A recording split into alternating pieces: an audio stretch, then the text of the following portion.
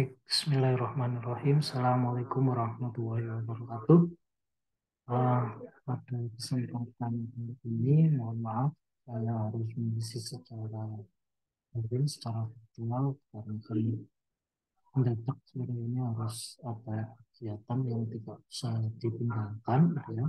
Makanya hari ini akan saya sampaikan secara daring dengan memberikan beberapa materi terkait dengan flowchart. Baik, pada sesi ini akan saya teruskan beberapa materi yang sempat tertunda gitu ya. Nah, kalau kemarin kita sudah belajar algoritma, notasi algoritma deskriptif, di kesempatan hari ini kita akan lanjutkan yaitu dengan notasi algoritma dengan menggunakan flowchart gitu ya. Nah, tentunya deskriptif dan flowchart ini karakteristiknya sangat berbeda gitu ya. Kalau kemarin deskriptif itu dijelaskan dengan kata-kata gitu ya, semakin detail semakin bagus, maka di flowchart ini akan dideskripsikan atau digambarkan dengan sebuah struktur gambar flowchart gitu ya. Nah, baik. Apa itu flowchart? Sebentar saya coba share screen terlebih dahulu. Saya share screen sebentar. Nah, baik. Nah, di dalam flowchart ya, di dalam flowchart ini uh, kita akan banyak menotasikan sebuah algoritma dengan sebuah susunan gambar atau grafik gitu ya, sehingga akan benar lebih mudah untuk dipelajari dan bisa dilanjutkan ke dalam notasi algoritma yang lain seperti di dalam Sudoku gitu ya, dan kemudian dilanjutkan dengan coding ya. Nah, seperti yang kita ketahui bersama bahwa notasi algoritma itu yang pertama dilakukan dengan menggunakan deskriptif, yang kedua dilakukan dengan menggunakan flowchart, dan nanti yang ketiga adalah dilakukan dengan menggunakan Sudoku. Nah, kemudian kalau sudah di dalam Sudoku baru ditranslate atau diterjemahkan ke dalam sebuah bahasa pemrograman. Harapannya dengan terbentuknya Sudoku, sebuah algoritma itu mudah diterjemahkan ke berbagai bahasa pemrograman. Seperti kita ketahui bersama bahwa bahasa pemrograman itu kan sangat banyak sekali, gitu ya. Jadi harapannya dengan Sudoku itu nanti seorang programmer bisa menerjemahkan ke bahasa pemrograman sesuai dengan yang dibutuhkan. Nah, di sesi kali ini kita akan membahas terkait dengan flowchart, gitu ya. Apa itu flowchart, gitu ya? Nah, flowchart adalah salah satu notasi di dalam sebuah notasi algoritma gitu ya. Flowchart merupakan sebuah representasi algoritma secara diagram dan langkah-langkah untuk mendapatkan suatu hasil. Jadi di flowchart ini sebenarnya berisi sebuah langkah-langkah yang diinterpretasikan ke dalam sebuah diagram untuk menyelesaikan suatu case algoritma atau suatu case permasalahan yang ditemui. Nah, seperti layaknya kita ketika ketemu masalah, ketika secara deskriptif itu dijelaskan rumit, maka biasanya digambarkan, disimbolkan dengan sebuah gambar-gambar. Nah, di dalam sebuah algoritma pemrograman, biasanya gitu ya, setiap langkah-langkah tadi, yang langkah-langkah rumit tadi, akan kelihatan lebih mudah dibaca, lebih mudah dipahami ketika digambarkan di dalam sebuah flowchart. Ya. Nah, di dalam flowchart ini dapat dituangkan dengan algoritma dapat dituangkan di dalam notasi gambar berupa flowchart. Nah, kemudian flowchart juga dapat membantu kita menyusun, mengerti algoritma yang ditampilkan dalam bentuk gambar atau simbol. Ya, jadi intinya flowchart ini adalah untuk membantu sebuah case agar mudah diterjemahkan, mudah dipahami, sehingga permasalahan tadi bisa diselesaikan dengan cepat dan tepat. Ya, ini adalah awalan pengertian dari sebuah flowchart. Nah, notasi flowchart itu seperti apa gitu ya? Secara garis besar, meskipun tidak ada standarisasi dari penulisan flowchart gitu ya, Nah, secara garis besar bahwa flowchart ini terdiri dari beberapa notasi gitu ya. Yang pertama adalah simbol terminator gitu ya.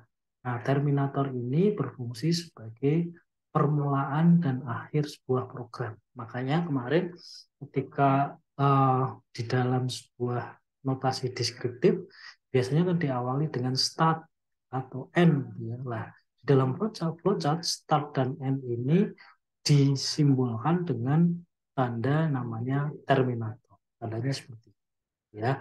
Kemudian yang kedua adalah garis alir ya atau flow line. Itu adalah arah aliran. Nah, ini yang biasanya sering salah atau sering kelupaan bahwa kadang-kadang kita lupa menambahkan arah alirnya. Nah, ini karena penting.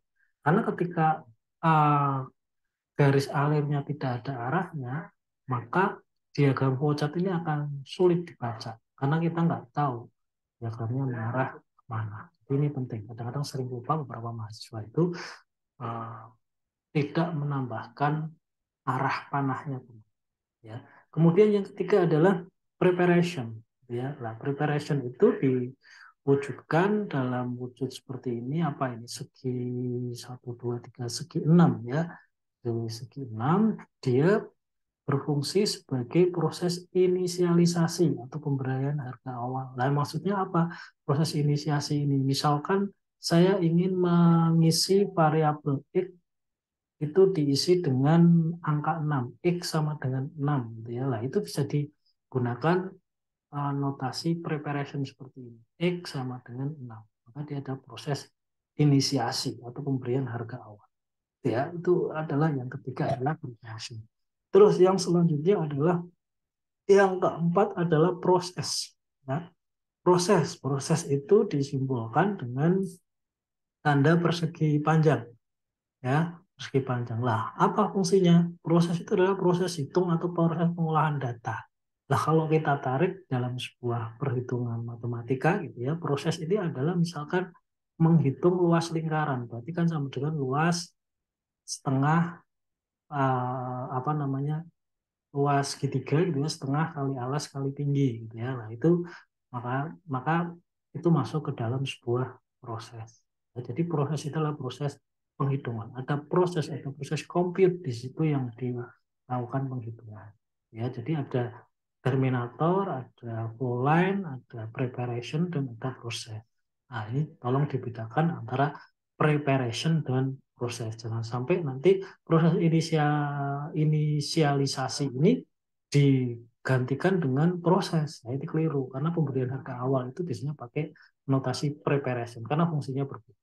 Nah, kemudian yang selanjutnya adalah tanda apa ini ya? Trapesium ya, bukan ya? Itu apa ini ya nyebutnya ya? Persegi panjang yang miring apa sih?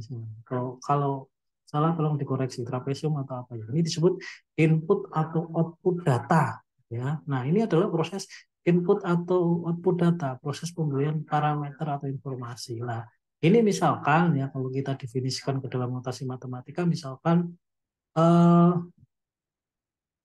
input nilai alas, input nilai tinggi, gitu ya, input jari-jari, gitu ya, itu dinotasikan dengan input output data seperti ini. Jangan sampai proses input output data ini menggunakan notasi yang proses, maka nanti akan keliru, gitu ya, akan keliru. Ini sering sering banyak yang tertukar perbedaan antara input, proses dan preparation, gitu ya, karena hampir-hampir mirip kadang-kadang sering banyak yang ketukar, gitu ya. Nah, yang selanjutnya adalah predefined process, subprogram. Nah, ini biasanya adalah apa namanya sebagai fungsi permulaan subprogram atau proses menjalankan subprogram.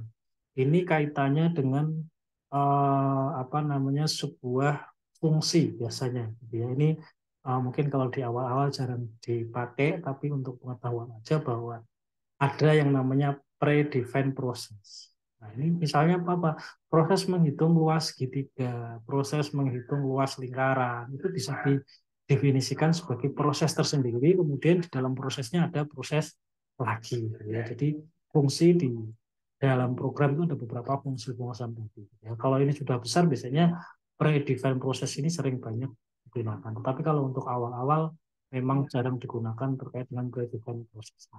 Kemudian yang selanjutnya adalah decision, gitu kan. Apa itu decision? Gitu ya. Decision adalah perbandingan pernyataan penyeleksi data yang memberikan pilihan untuk langkah selanjutnya. Decision sesuai dengan artinya adalah pilihan. Jadi persimpangan jalan, gitu ya. Misalkan ketika di input nilai 1, maka komputer itu nyala. Nah, itu adalah sebuah decision. Kalau diinjek apa 0, maka komputernya mati. Itu adalah sebuah decision. Jadi ini saya kira menjadi hal yang penting juga ini banyak dalam sebuah proses apa namanya flowchart. Karena flowchart biasanya ya terdiri dari ini. Muter-muternya ya hanya ini decision, input, output, proses, preparation dan support. Ya. Kemudian yang selanjutnya adalah on-path konektor gitu ya. Jadi tanda lingkaran ini dia sebagai apa? Sebagai penghubung bagian-bagian flowchart yang berada pada satu halaman yang lain. Jadi misalkan nanti kalian ketika menuliskan sebuah flowchart gitu ya, di dalam satu page itu akan habis gitu ya, akan selesai, akan apa namanya sampai mentok bawah. Nah, terus caranya bagaimana, Pak? Ya caranya nanti menggunakan on-page connector ini. Cukup diakhiri dengan tanda bundar menggunakan on-page connector ini, kemudian dilanjutkan di halaman selanjutnya. Bukan berarti berhenti, tapi ada beberapa literatur yang mengatakan bahwa bundar ini sebagai terminator. Tapi di sini saya menganut bahwa kalau terminator itu menggunakan yang di atas ini gitu ya, ini yang lonjong ini, tapi kalau yang konektor on page itu ada di sini. Nanti ada juga yang menggunakan on page dan yang one page konektor. Jadi kalau di dalam satu page yang sama, tetapi sudah sampai bawah ingin ke atas lagi, itu ada lagi namanya gitu ya. Nah itu. Kalau yang bundar biasanya digunakan untuk patch yang lain.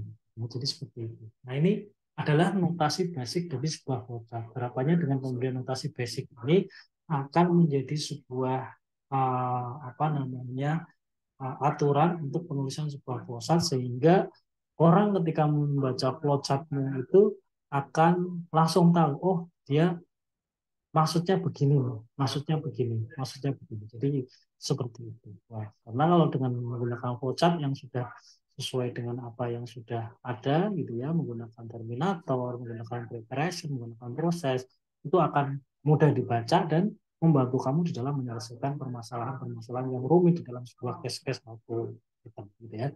Baik itu. Nah, kemudian secara garis besar gitu ya, flowchart itu mempunyai beberapa aturan yang harus dipahami. Ya.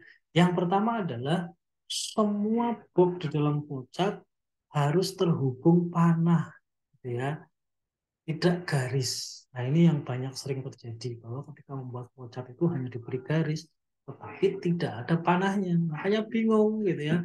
Jadi harusnya sebuah baik itu terminator, baik itu preparation, baik itu proses itu harus dihubungkan dengan uh, apa namanya elemen atau notasi atau apa namanya notasi basic flowchart yang lain gitu ya, itu ya dihubungkan dengan sebuah garis yang mempunyai panah tadi gitu ya, jangan sampai hanya garis saja, ini biasanya yang sering salah. Kemudian yang kedua adalah titik masuk sebuah flowchart ada di bagian atas simbol gitu ya, titik keluarnya ada di bagian bawah kecuali sebuah decision gitu ya, ada di bagian atas dan ada di bagian bawah. Nanti saya contohkan. Nah, kemudian decision itu memiliki dua titik keluar, bisa di samping atau bisa di bawah. Ya, kalau kita lihat decision ada di sini ya, decision ada di sini gitu ya, decision ada di sini. Nah ini titik keluarnya ada dua, bisa di sini atau bisa di sini atau juga bisa di sini, gitu ya. Nah kalau yang tadi yang pertama adalah yang pertama ini ya. Yang pertama adalah tadi nih semua box apa namanya titik masuk flowchart itu ada di bagian atas dan ada di bagian bawah. Maksudnya mana lah titik masuknya tuh ini ya. Ini adalah titik masuk sebentar. Nah, ini titik masuknya ada di gimana ini? Titik masuknya tuh ini ya. Ini titik masuk ya, bagian atas terus titik keluarnya ada di sini gitu ya. Nah, ini titik keluar. Ini disebut sebagai titik masuk dan titik keluar. Oke ya, saya lanjutkan. Lanjutkan. Nah, kemudian umumnya flowchart itu dari atas ke bawah ya. Secara umum flowchart itu dari atas ke bawah. Kalau ada flowchart dari bawah, biasanya nanti hanya 3 simbol di bawahnya ya, di bawahnya. Kalau ada yang patch dari atas ke bawah, itu tidak lebih dari 3 simbol saja ya. Tapi umumnya semuanya secara enak dari atas ke bawah ya. Jadi itu. Kemudian subroutine atau interruption memiliki alur program sendiri yang independen. Ini kaitannya dengan subroutine itu ini ya, apa namanya, predefined proses atau subprogram, itu disebut sebagai subprogram ya. Dia mempunyai uh, apa namanya, program sendiri atau independen, tidak tergantung dengan yang lain ya. Kemudian selanjutnya adalah semua flowchart dimulai dari sebuah terminator atau predefined proses gitu ya. Jadi semua apa namanya, notasi flowchart ini dimulai dari terminator, dari yang atas ini, atau predefined atau ini ya gitu. Jadi harus dimulai, tapi umumnya biasa awal-awal itu biasanya pakai yang terminator ya. Baik. Kemudian semua flowchart diakhiri dengan terminator, harus ada akhirnya. Tidak boleh sebuah flowchart itu tidak ada akhirnya, maka dia nggak bisa dibaca, maka akan terus menerus gitu ya, terus menerus itu. Baik. Nah, selanjutnya adalah sebuah terminator. Lah ini yang saya sebutkan aturan-aturan tadi ya. Terminator itu seperti ini.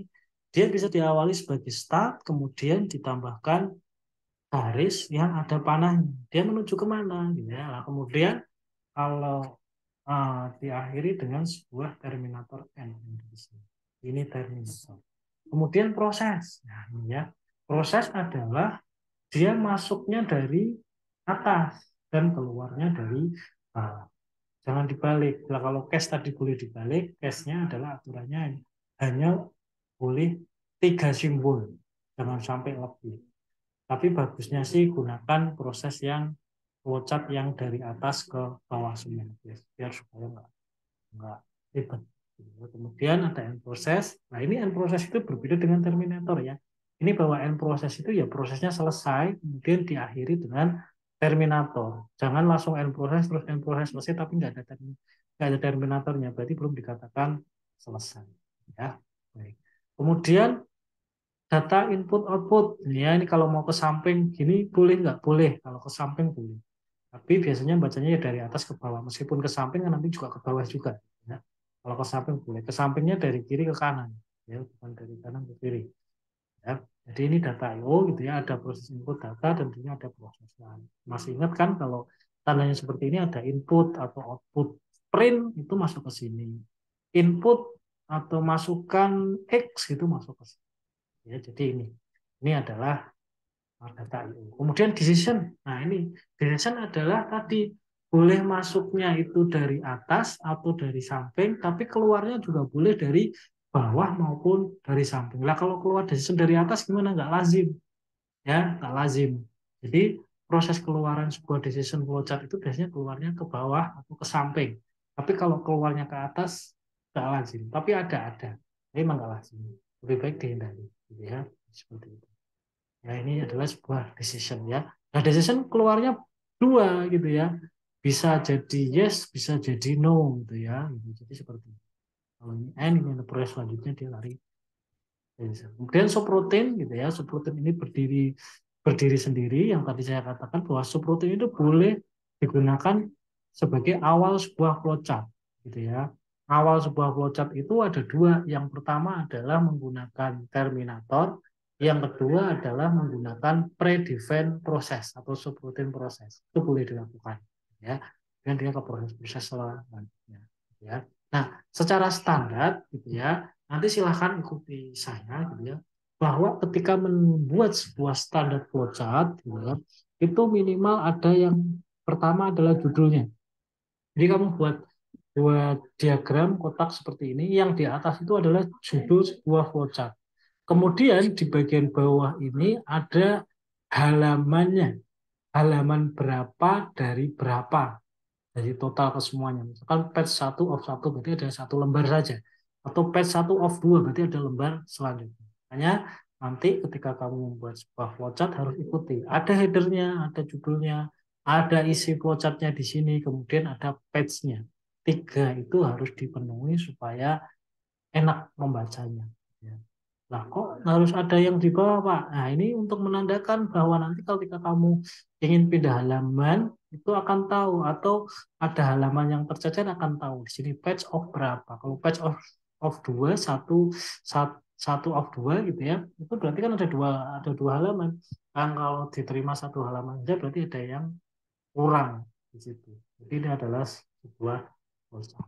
Ya, ini standar flowchart, di situ ada proses, ada decision, dan ada terminator. Nah, warnanya apakah harus merah, hijau, biru kayak gini? Bebas.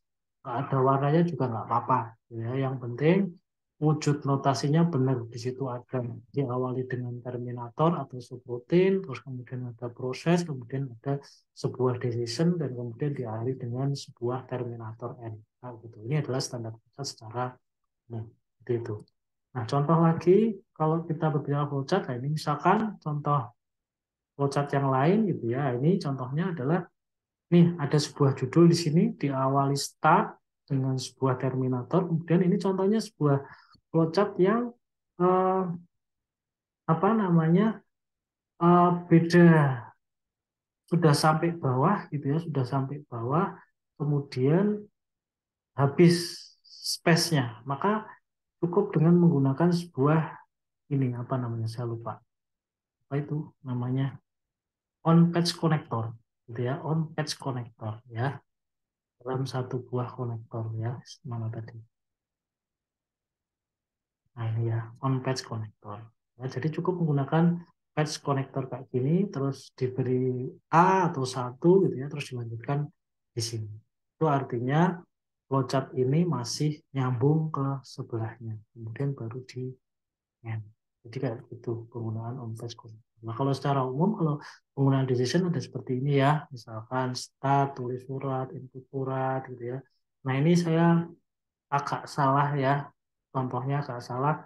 Ini input surat itu mestinya bukan bukan apa namanya eh, kotak kayak gini, tapi yang miring tadi ya. Tapi lem amplop ini adalah sebuah proses, maka boleh kayak gini.